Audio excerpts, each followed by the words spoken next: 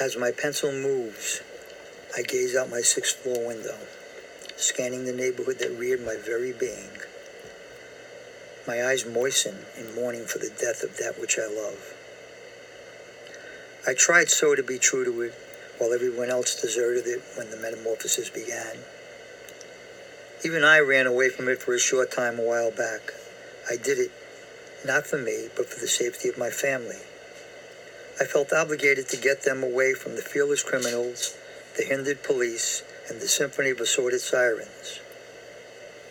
But circumstances forced my return to the only place I knew, the only place that would accept children and pets, the only place I could afford.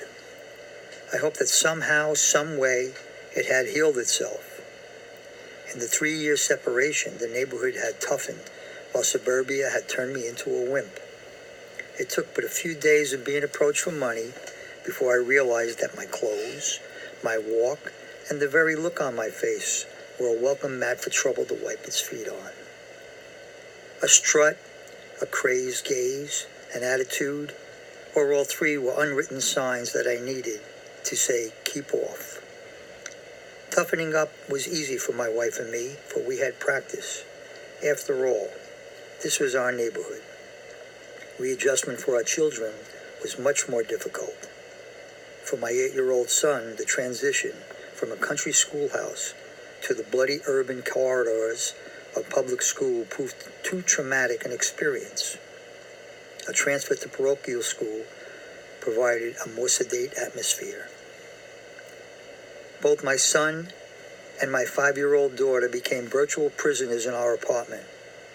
There was no way that these young children could walk the streets where grown men urinate, where mugging is a profession and weapons are as common as a wallet. Nor would they roam the crack file-laden corridors of our building.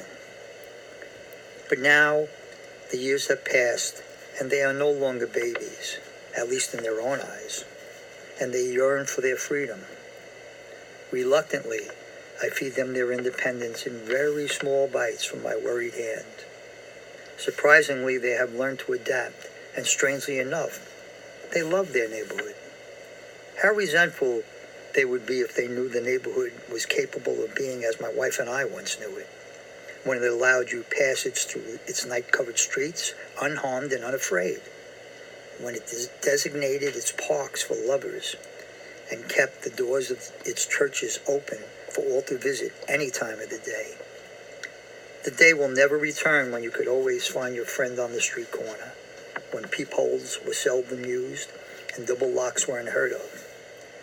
The time is growing nearer for me to break away from the neighborhood, for, as in the best of relationships, we have grown apart, but I will never forget.